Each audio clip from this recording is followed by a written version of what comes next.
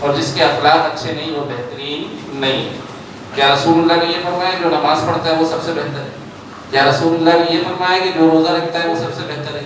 کیا رسول اللہ صلی اللہ تعالیٰ علیہ وسلم نے یہ فرمایا جو حج، زکوٰۃ، دیگر معاملات کرتا ہے وہ سب سے بہتر مسلمان ہے؟ کیا فرمایا؟ سب سے بہتر مسلمان وہ ہے جس کے اخلاق اچھے ہیں۔ اچھا، اس بات کو آپ اس طرح سے سمجھیے کہ حضرت جابر بن سلیم، ان کا بڑا تذکرہ آتا ہے، بہت مشہور صحابی ہیں۔ یہ مسلمان نہیں ہوئے تھے، حضور علیہ السلام کی بارگاہ میں حاضر ہوئے کہ دیکھ کر آتا ہوں، بڑا تذکرہ سنا ہے، کیسی شخصیت ہے، جا کر مل کر آتا ہوں۔ اسلام لانے کے ارادے سے نہیں آئے، حضور کو دیکھنے آئے، کیونکہ تذکرہ چل رہا تھا، لوگ تذکرہ کرتے تھے کہ بھئی ایک شخصیت ہے۔ حضرت جابر بن سلیم جب حضور صلی اللہ علیہ وسلم کی بارگاہ میں آئے نا، تو میں آپ کو ایک بات تھوڑا سا توجہ کیجیے گا۔ حضور علیہ السلام کا ودوحہ والا چہرہ جو دیکھ لیتا تھا حضور کا غلام بن جاتا تھا۔ جب حضور علیہ السلام کی بارگاہ میں بیٹھے اور حضور علیہ السلام کی طرف نگاہ اٹھا کے دیکھی تو وہیں گرفتار محبت ہو گئے اور حضور علیہ السلام کو ٹکٹکی مان کے دیکھنے لگے۔ سرکار صلی اللہ تعالیٰ علیہ وسلم کا یہ خاصہ تھا، جو آپ کے پاس ہوتا آپ کا ہی گرویدہ اور آپ کا غلام ہو جاتا ہے۔ کہنے لگے یا رسول اللہ دیکھنے آیا تھا، لیکن اب آپ مجھے کلمہ پڑھا کے مسلمان کر دیجیے، لا الہ الا اللہ محمد رسول اللہ، کلمہ پڑھا مسلمان ہو گئے۔ مورخین لکھتے ہیں کہ حضرت جابر بن سلیم کافی دیر تک بیٹھے رہے، دیکھتے رہے حضور صلی اللہ علیہ وسلم، اور حضور صلی اللہ علیہ وسلم بھی ان کی طرف نظر التفات فرماتے رہے، ان کی طرف نگاہ اٹھاتے رہے۔ جب وہ جانے کے لیے کھڑے ہوئے تو عرض گزار ہوئے کہ یا رسول اللہ مجھے کچھ ایسی بات سکھا دیں جو میرے لیے آخرت تک کام دینے والی ہے۔ آپ کا کیا خیال ہے، کیا سکھایا ہوگا رسول اللہ صلی اللہ علیہ وسلم؟ بھائی نیا نیا کوئی مسلمان ہوگا تو کیا سکھائیں گے علامہ صاحب؟ نماز، روزہ، زکوٰۃ، حج، فرائض، ایسی چیزیں سکھائیں گے نا۔ لیکن حدیثوں میں لکھا ہے کہ رسول اللہ صلی اللہ تعالیٰ علیہ وسلم نے فرمایا جابر کسی کو گالی مت دینا، جابر کسی کو گالی مت دینا۔ اور حضرت جابر فرماتے ہیں میں نے اس بات کو اپنی گرہ میں مان لیا، اس کے بعد میں انسان تو کیا کسی جانور کو بھی گالی نہیں دیتا۔ تو پہلی چیز کیا سکھائے؟ زبان کی حفاظت۔ آج ہمارا حال کیا ہے، موٹر سائیکل پہ جا رہے ہیں، برابر سے کوئی ذرا سا تنگ کر کے چلا گیا تو منہ سے کیا نکلتا ہے؟ تو ہم بھی آپ میں اور آپ ہم سب ایک ہی معاشرے میں رہتے ہیں، آپ سے بات کوئی ڈھکی چھپی نہیں ہے۔ ہماری حالت تو یہ ہے کہ پتھر اگر پاؤں پہ لگ جائے تو پتھر کو دو چار گالیاں سنا دی۔ ہماری کیفیت تو یہ ہے کہ برابر سے موٹر سائیکل والا جا رہا ہے، ویسے تو ہم اخلاق کے بہت بڑے جو ہے نا نمائندے بنے ہوئے ہوتے ہیں کہ ہم سے زیادہ میٹھا کوئی نہیں بولتا۔ میں اپنی بات کرتا ہوں، ہم تو اصلاحی نہیں ہیں، بھائی ماما نظر آتے ہیں، لیکن ہم بھی برداشت کے مادے کو عدم برداشت کا مظاہرہ کرتے ہیں، برداشت کا مادہ کھو دیتے ہیں۔ تو عام آدمی تو بہت ہی زیادہ، آپ دیکھیں رمضانوں میں سب سے زیادہ جھگڑے ہوتے ہوئے نظر آتے ہیں، وہ کہتے ہیں روزہ کچھ سے ہی کھولوں گا آج۔ مسئلہ صرف یہ ہے کہ ہم بینگ اے مسلم، پریکٹیکل مسلم تو بن گئے، اپنی ذات کے اعتبار سے تو پریکٹیکل مسلم بن گئے، یعنی نماز پڑھنی ہے جناب مجھ پہ، تو بھائی نماز تو آپ پہ فرض ہے، نماز پڑھنے سے آپ کے اندر کوئی خاص کمال نہیں ہوا، یہ آپ کے لیے فرض تھا، یہ تو ادا کرنا ہی تھا۔ بینگ اے مسلم آپ کو ایک ایسی شخصیت ہونا چاہیے کہ جس علاقے میں آپ ہوں آپ کا انفلوئنس ایسا ہو کہ سب لوگ بدل جائیں، سب کا انداز اتوار بدل جائے، آپ کے خاندان کا انداز و اتوار بدل جائے۔ اب میں عالم بن گیا لیکن میرے خاندان کے لوگ گالیاں دے رہے ہیں، بدتمیزیاں کر رہے ہیں، لڑائی جھگڑے کر رہے ہیں، تو میرے علم دین کا فائدہ کیا؟ میں مبلغ بن گیا لیکن میرا علاقہ ویسے ہی سوکھا ہوا ہے، کسی کے اندر تبدیلی نہیں آئی، تو میرے مبلغ بننے کا فائدہ کیا؟ اسی طرح میں گھر کا سربراہ ہوں تو میرے اندر ایسی صلاحیت ہونی چاہیے کہ میرے بچے جھوٹ نہ بولیں، میرے بچے بد اخلاقی نہ کریں، ہمارے گھر میں گالم گلوچ نہ ہو، ہمارے گھر میں بے حیائی کی گفتگو نہ ہو، ہمارے یہاں غلط قسم کی روایات نہ ڈالی جائیں، ایسے کام نہ کیے جائیں کہ شادی بیاہ میں بے حیائی کا طوفان کھڑا ہو جائے۔ پھر ہم کس بات کے مسلمان تو وہ ہے جو ہر معاملے میں اللہ تبارک و تعالیٰ کی طرف رجوع کرتا ہو، اللہ تبارک و تعالیٰ کی مرضی اور منشا کے مطابق اپنے سارے معاملات چلاتا ہو۔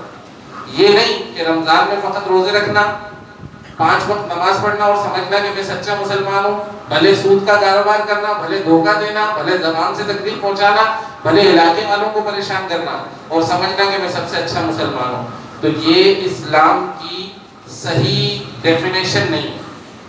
یاد رکھیے ہم رسول اللہ صلی اللہ تعالی علیہ وسلم کی پوری زندگی کا اگر مطالعہ کرتے ہیں نا تو رسول اللہ صلی اللہ علیہ وسلم کی پوری زندگی میں ہمیں اخلاق پر سب سے زیادہ ترغیب دلائی جاتی ہے. رسول اللہ صلی اللہ تعالی علیہ وسلم خود فرماتے ہیں کہ کوئی مسلمان جو اپنے لیے پسند کرے وہی اپنے بھائی کے لیے پسند کرے.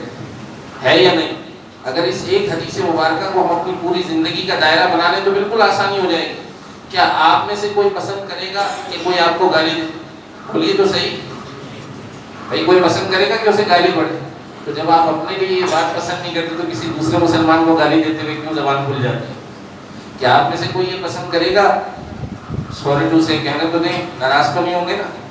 کیا آپ میں سے کوئی یہ پسند کرے گا کہ کوئی آپ کو دھوکہ دے؟ بولیے نا، بولیے تو صحیح ہے. بولیں گے نہیں تو بات نہیں چلے گی. میں تو بہت دیر تک بات کرنے کے موڈ میں ہوں آج. تو کیا آپ میں سے کوئی پسند کرے گا کہ آپ کو دھوکہ دیا جائے؟ تو پھر آپ یہ کیسے پسند کرتے ہیں کہ کسی دوسرے مسلمان کو دھوکہ دے؟ اچھا، کیا آپ میں سے کوئی یہ پسند کرے گا کہ کوئی آپ کی بہن بیٹی کی طرف آنکھ اٹھائے؟ آنکھ نکال دوں گا، جان لے لوں گا. تو پھر ہم میں سے اور آپ میں سے کوئی یہ کیسے پسند کر لیتا ہے کہ کسی اسکول کے سامنے، کسی کالج کے سامنے چھٹی کے ٹائم جا کے کھڑے ہو گئے؟ تو یاد رکھیے جو اپنے لیے پسند کرتے ہیں وہی دوسرے مسلمان کے لیے، تب آپ کامل مسلمان ہوں گے. ہمارے یہاں سمجھا یہ جا رہا ہے کہ میرے گھر پہ 11ویں کی محفل ہو گئی، 12ویں کی محفل ہو گئی، ایک نعت خوانی سالانہ کروا لی تو بس میرے سارے گناہ معاف ہو گئے. معذرت کے ساتھ ایسا نہیں ہے. حقوق اللہ تبارک و تعالیٰ اور بندے کے معاملہ ہے. اللہ اپنے کرم سے، اپنی مہربانی سے اپنے بندوں پر شفقت فرماتے ہوئے اپنے حقوق تو شاید معاف فرما دے، لیکن اگر حقوق العباد طرف کیے ہوں گے، بندوں کو تکلیف دی ہوگی، دھوکہ دیا ہوگا، فراڈ کیا ہوگا، لوگوں کو تکلیف پہنچائی ہوگی، لوگوں کے ساتھ بدسلوکی کا معاملہ کیا ہوگا، اپنی آنکھ سے، اپنے جو ہے نا ہتھیار سے، اپنے ہاتھ سے لوگوں کو تکلیف دی ہوگی، تو جب تک حقوق العباد لوگوں سے معاف نہیں کروائے جائیں گے آپ جنت میں داخل نہیں ہو سکتے. تو یہ ذہن میں رکھ لیجئے کہ بہترین مسلمان کون ہے؟ جس کا پورا نظام زندگی اسلام کے دائرے پر ہو. فقط رمضان میں یا فقط نمازوں کے ٹائم مسلمان نہ ہو، جب وہ اپنے گھر میں بیٹھا ہو تب بھی مسلمان ہو، اپنے آفس میں بیٹھا ہو تو تب بھی مسلمان ہو، اپنے کاروبار میں مصروف ہو تو تب بھی مسلمان ہو. سود کا معاملہ ہے تو اسے یاد ہو کہ بھائی یہ سود ہے، یہ میں نے نہیں لینا، یہ خراب کام ہے، اللہ کے رسول نے منع فرمایا. لیکن ہم اچھا شادی ہو تب بھی یاد ہو کہ میں مسلمان ہوں، ہمارے گھر میں ناچ گانا نہیں ہونا چاہیے، ہمارے گھر میں تکلیف دہ معاملہ نہیں ہونا چاہیے. اسی سے ریلیٹ اخلاق کے بارے میں ریلیٹڈ ایک حدیث مبارکہ اور ہے. سرکار صلی اللہ تعالی علیہ وسلم نے ارشاد فرمایا جب تم کسی ہمسائے کو یا کسی ہم سفر کو چننا چاہو تو پہلے دیکھ لو وہ کیسا ہے. سوال پیدا ہوتا ہے کہ حضرت یہ کیا بات ہو گئی؟ اس کا سارا سلسلہ کہاں جڑتا ہے؟ جا کے اخلاق سے.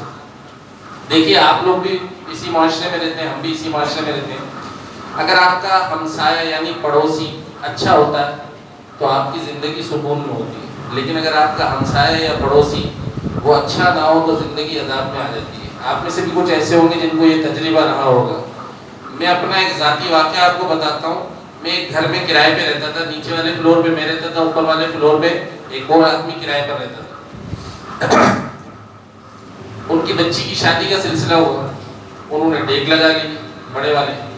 اب ہم کچھ کہہ بھی نہیں سکتے ان کو، کچھ کہیں تو بولے ہماری خوشی کے دن ہے آپ اس طرح کر رہے ہیں. اور اس میں جیسے ہی رات کے 10 بجتے زبردست قسم کی فل آواز میں جو ہے نا گانے چلنا شروع ہو جاتے ہیں. اب ہم اپنے کمرے کو بند کریں، کانوں میں انگلی لگائیں، لیکن وہ تو ایسا ڈیک لگایا تھا تو انہوں نے زمین ہل رہی ہے جیسے دیوار ہل رہی ہے ایسے دھم دھم. بولے بھائی یہ ایکو ساؤنڈ ہے، پتہ نہیں کون سا ساؤنڈ ہے وہ بج رہا ہے. میں نے بولا یار اس کو کیسے سمجھاؤں. میں گیا، میں نے بولا بھائی ہمارے لیے رات کو نیند کرنا مشکل ہو گیا اور صبح ہمیں جلدی اٹھنا ہوتا ہے، تو مہربانی کریں آپ اس کی آواز تھوڑی کم کر دیں. تو اس نے مجھے آگے سے کیا جواب دیا، بھائی ہمارے گھر میں خوشی ہے، تم لوگوں کو کیا موت آ رہی ہے؟ تو کیا سمجھ رہے ہو تم؟ میں اپنے گھر میں کر رہا ہوں، تمہارے گھر میں بجا رہا ہوں کیا ڈیک؟ میں پیسے دیتا ہوں، کرایہ دیتا ہوں، میری مرضی میں جو چاہے کروں. اچھا مجھے اندازہ نہیں تھا کہ کس قدم کے آدمی ہے. ہم تو لڑائی جھگڑا کرتے نہیں. میں چپ کر کے واپس آ گیا. میں نے کہا بھائی اپنا ہی کچھ کانوں کا علاج کر لیں, کوئی کان میں کچھ ڈال لیں. لیکن وہ آدمی شریر تھا. اس نے سوچا کہ بھائی اس نے بولا کیسے بولا نا, وہ ایک اور ساؤنڈ لے آیا اور ہمارے دروازے بج رہے, ایسے آواز آ رہی ہے, ہمیں لگ رہا ہے کہ ہمارے گھر میں بج رہا ہے. اس کے بعد محلے کے جو اوباش لڑکے تھے ان کو چھت پہ لے آیا اور رات بھر ہلڑ بازی, وہ ہوتا نا ڈانس کر رہے ہیں, چیخ رہے ہیں, چلا رہے ہیں. ایک تو ڈیک تھا, اوپر سے وہ ڈانس شروع کر دیتے. میں نے بہرحال کس طرح سے وہ بددعا نہیں دی, وہ راتیں گزاری ہیں, 12 دن 14 دن 15 دن انہوں نے ہماری زندگی عذاب کر دی. تو رسول اللہ صلی اللہ علیہ وسلم کا یہ فرمان کہ ہمسایہ دیکھ لو کہ کیسا ہے, اس کے معنی کیا ہے؟ اگر ہمسایہ خوش اخلاق ہوگا, اچھے اخلاق والا ہوگا تو تمہارے دن اور رات کا ساتھ دینے والا ہوگا. اگر تمہارے گھر میں کوئی مصیبت ہوگی تو دور سے رشتہ دار, دور سے عزیز بعد میں آئیں گے, پہلے ہمسایہ ساتھ کھڑا ہوگا. جن کو اس طرح کا تجربہ ہوا ہے انہیں پتہ ہے کہ ہمسائے کی اہمیت کیا ہوتی ہے. میں آپ کو ایک اور واقعہ ذکر کرتا ہوں جس سے پتہ چلے گا کہ ہمسائے کے اخلاق کی وجہ سے لوگ کتنی محبت کیا کرتے تھے. ایک بہت مشہور محدث ہیں, ابو حمزہ ان کا نام. ان کے بارے میں مشہور تھا کہ یہ کوئی جو ہے نا نشہ وغیرہ بیچتے ہیں, حالانکہ ایسا نہیں تھا. لوگ اس لیے کہتے تھے ان کے بارے میں یہ کہ وہ نشہ بیچتے ہیں کہ جو ان کے گھر جاتا وہ ان کے جادو ان کے سحر میں گرفتار ہو جاتا. اصل میں وہ حدیث مبارکہ بیان کرنے کا اتنا احسن انداز رکھتے تھے کہ لوگ ان سے محبت کرنے لگتے اور ان کے بیدام غلام ہو جاتے. تو لوگوں نے مشہور کر دیا کہ حضرت جو ہے نشہ بیچتے ہیں, جو بھی آتا ہے ان کے پاس ہی بیٹھ جاتا ہے. بہرحال ان کا یہ واقعہ ہے کہ ان کے پڑوسی, جیسے ہمارے یہاں برابر والی دیوار ہوتی ہے نا پڑوسی, اس کے یہاں کوئی مسئلہ ہو گیا, کوئی پریشانی ہو گئی, کوئی مجبوری ہو گئی, تو اس نے اپنے مکان کو بیچنے کے لیے باہر لکھ کے لگا دیا. بھائی ہم جیسے کار پہ لگا دیتے نا, کار فار سیل, مکان سیل کے لیے لگا دیتے, باہر پرچہ لگا دیتے. اس نے پرچہ لگایا, اس نے لکھ کر لگایا کہ میرے مکان کی قیمت 2000 دینار, لیکن لوں گا میں 4000 دینار. لوں گا کتنے؟ 2000 دینار ایکسٹرا کیوں؟ کہا نیچے لکھا ہوا ہے کہ پڑوس اچھا ملے گا آپ کو, ابو حمزہ کا پڑوس ملے گا جو مشہور محدث ہے, اس کے 2000 دینار اور لوں گا. صبح لائن لگ گئی, لوگ پیسے لے کے کھڑے ہیں. حضرت ابو حمزہ کو پتہ چلا, فوراً اپنے خادم کو 4000 دینار دیے, بولا جا کے اس کو دے آؤ اور بولو جیسے ہم تم سے محبت کرتے, جیسے تم ہم سے محبت کرتے ہو, تم اچھے پڑوس کو پسند کرتے ہو, ایسے ہی ہمیں بھی تم سے محبت ہے اور تم اچھے پڑوسی ہو, ہم تمہیں جانے نہیں دیں گے. بولا یہ پیسے لے لو, اپنا مسئلہ حل کرو, لیکن ہمارا پڑوس چھوڑ کر مت جاؤ. تو اچھا پڑوسی ایسا ہوتا ہے, اور برا پڑوسی میں نے ابھی تھوڑی دیر پہلے آپ سے ذکر کیا کیسا ہوتا ہے. لیکن یاد رکھیے جو اسلامی پوائنٹ آف ویو کو سمجھتا ہے, یعنی اپنے اخلاق کا بہتر ہونا, تو بس یوں سمجھ لیجئے کہ اس کی زندگی ہر معاملے میں سہل ہے. بیوی بچوں کے ساتھ ہوگا, اگر اخلاق اچھے ہوں گے تو بیوی بچوں کے ساتھ معاملات اچھے ہوں گے. ہم نے ایسے بھی کئی لوگ دیکھے جن کی کیفیت یہ ہے کہ باہر تو انتہائی تواضع انکساری, جس سے ہاتھ ملائے وہ بولے یار ان سے زیادہ عاجزی اور ان سے زیادہ تواضع اور انکساری تو کسی کے اندر ہے ہی نہیں. لیکن وہی شخص جب گھر میں جاتا ہے, علامان الحفیظ بچے گھر کے کونوں خدروں میں چھپ رہے ہیں کہ حضرت آ گئے, حضرت کی تو طاقت اور حضرت کا تو جذبہ وہی نظر آتا ہے گھر کے اندر. بیوی تھر تھر کانپ رہی, یا بیوی سے بات ہی سیدھے منہ نہیں کر رہے, گھر میں جاتے ہیں کھانا دیکھا, کھانا اٹھا کے پھینک دیا, نمک زیادہ ہے. اب اس آدمی کا اصل میں اسلام سے کوئی تعلق نہیں ہے, کیونکہ یہ صرف دکھاوا کر رہا ہے لوگوں کے سامنے اپنی عزت بنائے رکھنے کے لیے. اس کا اصل تو گھر کے اندر نظر آ رہا ہے. حضور علیہ الصلوۃ والسلام نے فرمایا جو میاں اپنی بیوی کو ایک لقمہ محبت سے کھلاتا ہے, یہ لقمہ اس کے لیے آخرت کا اجر بن جاتا ہے. تو یہ کیوں سکھایا حضور صلی اللہ علیہ وسلم نے کہ گھر کے اندر ماحول اچھا رہے, اخلاقی طور پر آدمی کے اندر کیا ہو, ٹالرنس ہو. آج آپ دیکھ رہے ہیں عدم برداشت ہے, شادیاں ہوتی ہیں جلدی ٹوٹ جاتی ہیں, جھگڑے شروع ہو جاتے ہیں, گھر خالی کرو, دوسرے گھر میں چلو, یہاں نہیں رہوں گی وہاں نہیں رہوں گی, یہ بیچارہ تنگ آ کے طلاق دے دیتا ہے. وجہ صرف کیا ہے کہ بظاہر وہ بولتے ہیں بڑا اچھا آدمی تھا, 5 ٹائم کا نمازی تھا, داڑھی بھی رکھی ہوئی تھی, دیندار آدمی تھا, لیکن پتہ نہیں سمجھ میں نہیں آیا گھر کیوں ٹوٹ گیا. مسئلہ یہ ہے کہ صرف اور صرف ذاتی طور پر تو اسلام کا انفلوئنس ہے اس کے اوپر، لیکن اجتماعی طور پر اسلام کا انفلوئنس نہیں ہے۔ اجتماعی طور پر اسلام کا انفلوئنس ہوگا تو لوگوں کے اندر ٹالرنس بڑھے گی، ایک دوسرے پر برداشت کا مادہ بڑھے گا، اور جب برداشت بڑھے گی تو گھر خوشحال ہو جائے گا۔ پہلے جو شادیاں ہوتی تھی 25-25 سال، 30-30 سال، 50-50 سال چلتی تھی، ابھی آئے دن خبر آ رہی ہوتی ہے کہ بھائی 3 دن ہوئے، 4 دن ہوئے، 1 مہینہ ہوا، 6 مہینے ہوئے، طلاق ہو گئی۔ وجہ کیا ہے کہ ہمارے گھروں سے اسلامی تربیت ختم ہوتی جا رہی ہے۔ معذرت کے ساتھ اسلامی تربیت کس طرح ہوگی؟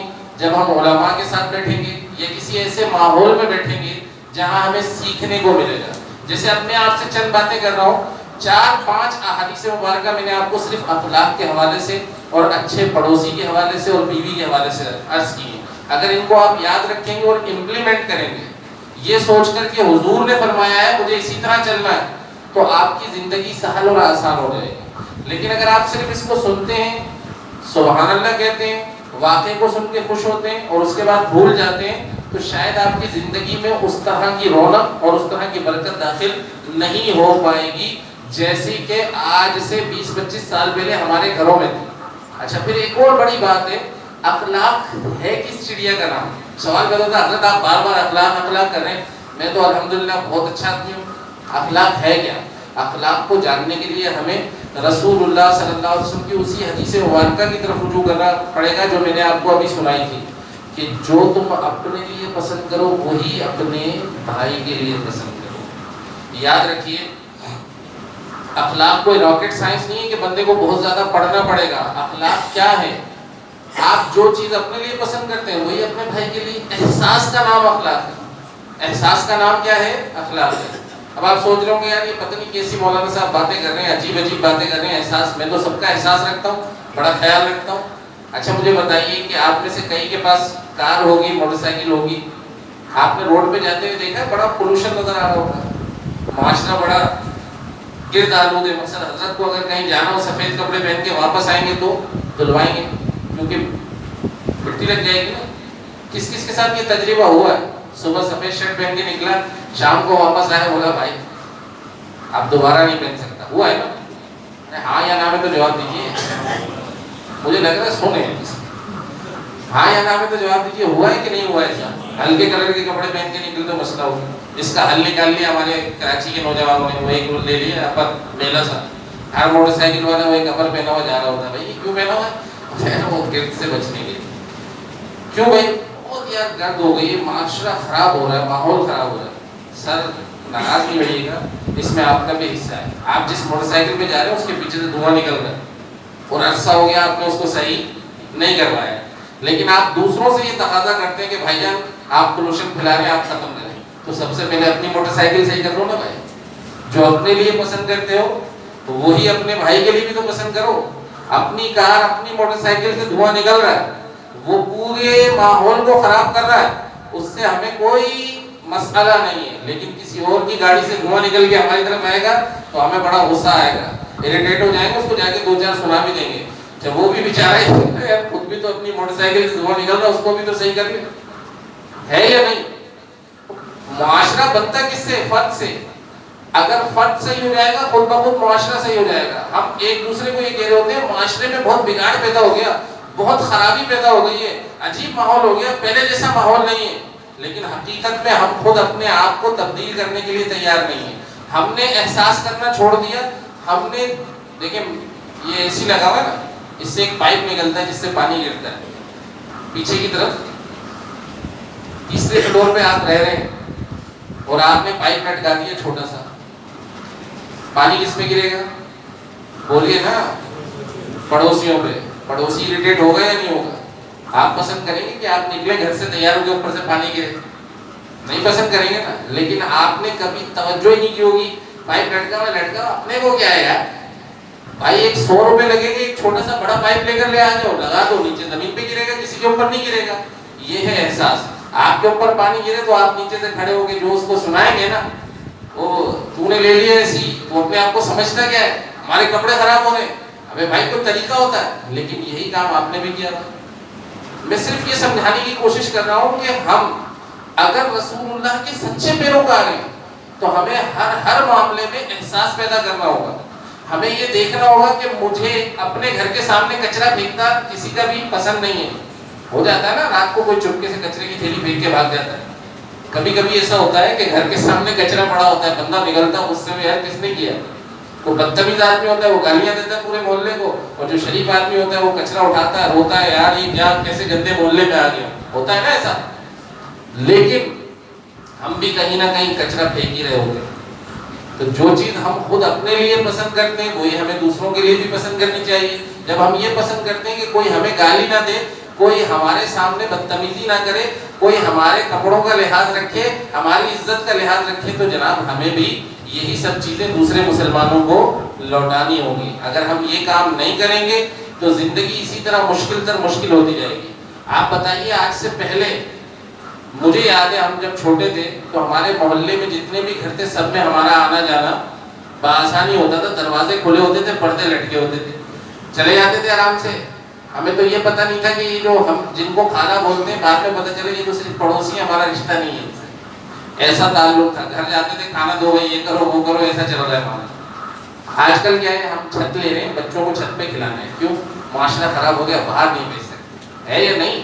ہم میں سے ہر ایک سوچ رہے ہیں گھر میں ہی کوئی انتظام کر لو, بچوں کو ٹوائیں لا کے دے دو, ان کا کمرہ بنا دو, ان کو چھت پہ کھلانا ہے, باہر نہیں جانے دینا.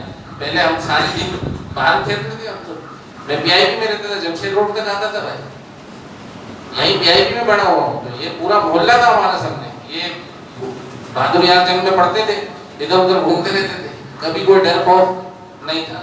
آج ہم کہہ رہے ہیں کہ معاشرہ خراب ہے اس لیے بچے کو باہر نہیں بھیجنا, بچہ غلط عادتیں اپنا لے گا. تو بھائی یہ معاشرہ خراب کرنے میں ہمارا بھی تو حصہ ہے. ہم بھی تو گلی میں بیٹھ کے جوا کھیل رہے ہیں, چرس پی رہے ہیں, تاش کھیل رہے ہیں, تو بچہ وہی دیکھ رہا ہے. معاشرہ تو ہم خود بنا رہے ہیں نا, معاشرہ تو ہم خود بنا رہے ہیں. تو ذہن بنا لیں کہ جب تک ہم زندہ رہیں گے رسول اللہ صلی اللہ علیہ وسلم کے اس فرمان پر عمل کریں گے کہ جو اپنے لیے پسند کرے وہی اپنے مسلمان بھائی کے لیے پسند کرے. اپنی زبان اور ہاتھ سے کسی دوسرے مسلمان کو تکلیف نہیں دینی ہے.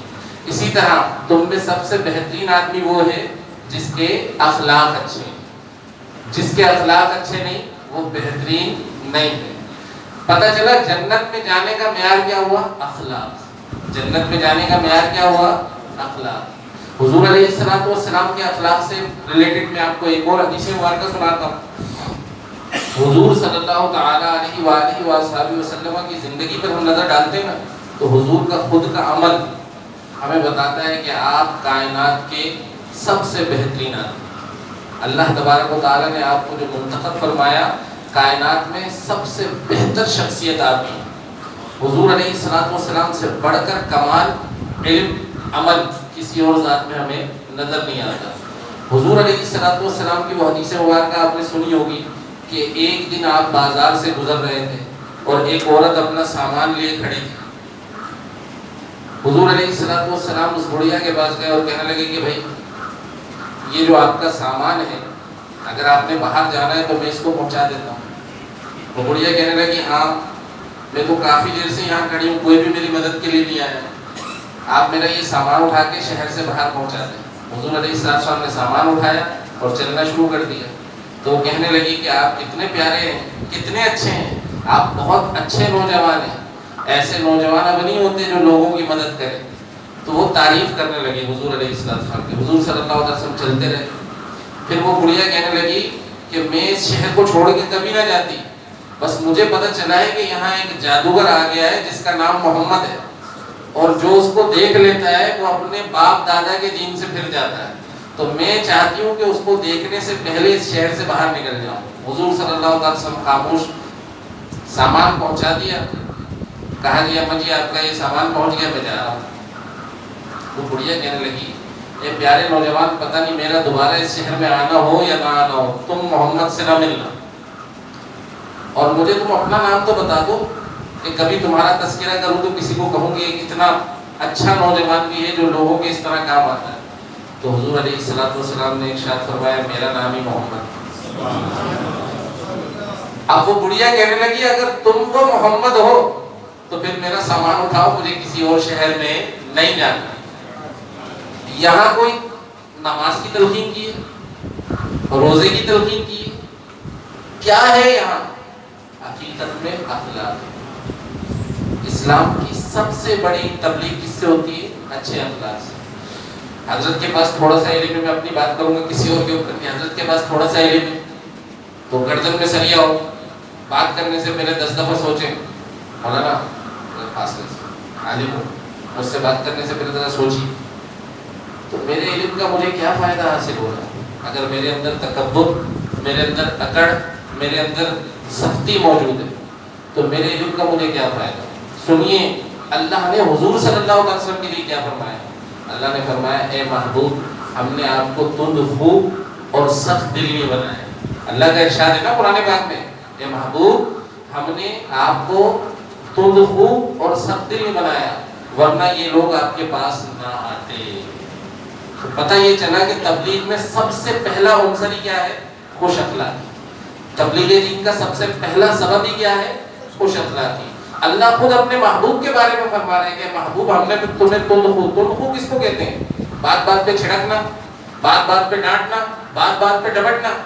حضور علیہ السلام نے کبھی بھی اپنے ساتھ والوں کے ساتھ ایسا نہیں کیا، نہ کسی کو چھڑکا، نہ کسی کو سختی سے ڈانٹا، بلکہ حضرت زید بن حارثہ تو فرماتے ہیں کہ میں آپ کا منہ بولا بیٹا ہوں اور مجھے یاد نہیں کہ کبھی زندگی میں حضور علیہ السلام نے مجھ سے سختی سے بات کی۔ اچھا جب بندہ خوش اخلاق ہو تو معاملہ کیا ہوتا ہے؟ حضرت زید بن حارثہ کے بارے میں سنا ہے کسی نے؟ کچھ یاد ہے؟ کسی کو پتا ہے کون ہے؟ یہ بھی ایک بڑا مسئلہ ہے، نام بتائیں پھر اس کے ساتھ تفصیل بھی بتانی پڑتی ہے۔ حضور علیہ السلام کے منہ بولے بیٹے غلام تھے حضور علیہ السلام کے، حضور نے اپنا منہ بولا بیٹا بنایا۔ ان کو بچپن میں کسی شہر میں یہ جو بچے اٹھانے والے انہوں نے اغوا کیا، اور پہلے زمانے میں ایسا ہوتا تھا کہ اغوا کر کے لے جاتے تھے اور لے جا کے دوسرے علاقے میں بیچ دیتے تھے، اس کو ہم کہتے ہیں غلاموں کی منڈی میں بیچ دیتے۔ تو حضور علیہ السلام کے پاس وہ غلام کی صورت میں حضور علیہ السلام کے گھر میں کام کیا کرتے تھے اور حضور کے ساتھ رہتے تھے۔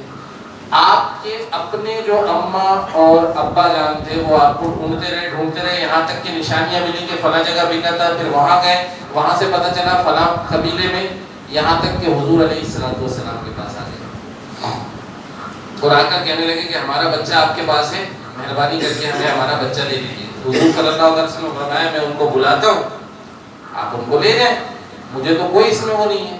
حضور نے بلایا، اب آپ مجھے بتائیے کہ کسی کا بچہ گم ہو گیا ہو، 10 سال 15 سال سے ملا نہ ہو اور ماں باپ اسے ڈھونڈتے ہوئے پہنچے اور وہ بچہ سامنے آئے تو کیفیت کیا ہوگی؟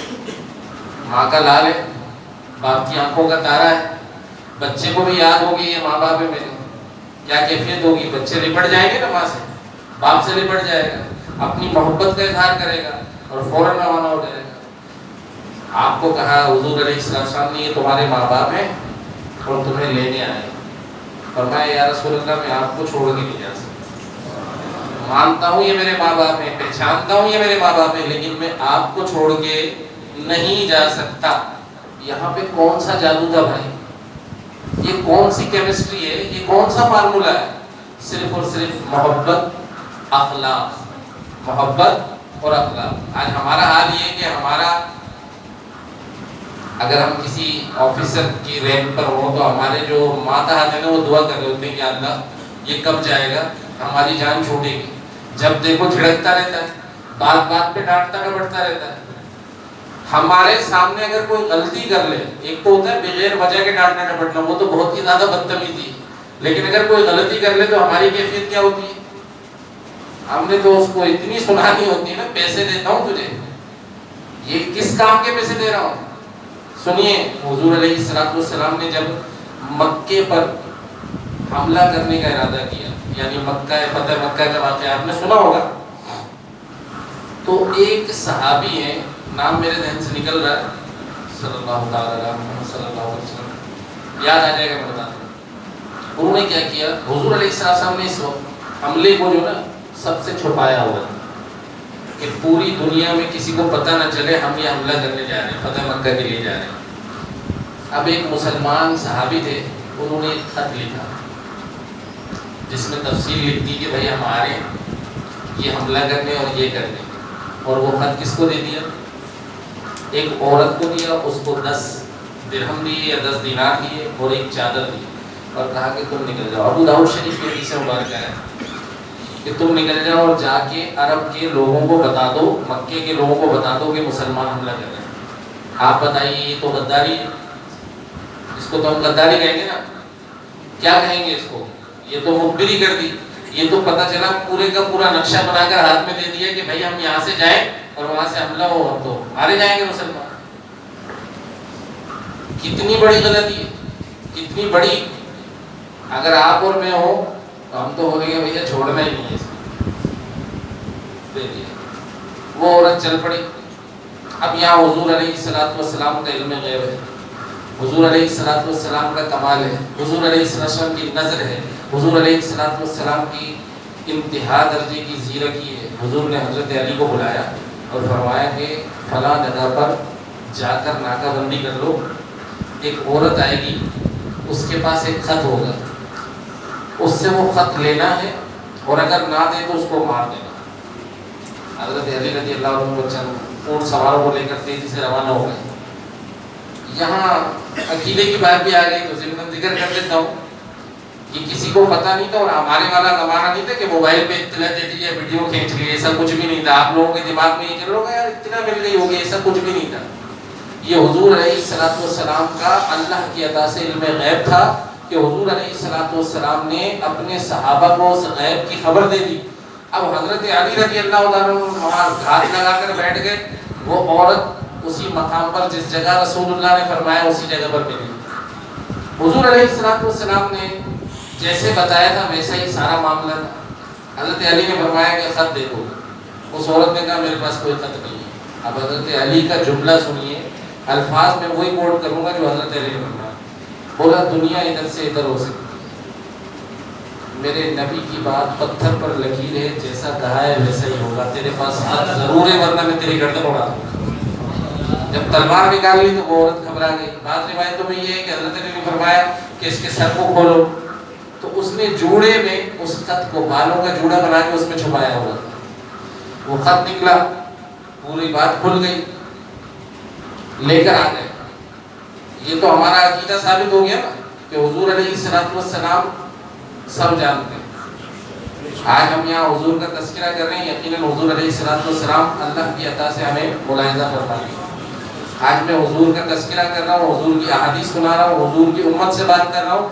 میرا یقین ہے کہ میرے نبی مجھے سن لیں، اور آپ بھی یہ یقین بالکل رکھیے کہ حضور علیہ الصلوۃ والسلام تمہاری ساری امت کے احوال پر کیا ہے، مطلع ہے. تھوڑا سا آگے ہو جائے، میرا خیال ہے پیچھے پبلک کو پریشانی ہو رہی ہے، بیٹھنے کے لیے مسئلہ ہو رہا ہے. صلو علی الحبیب.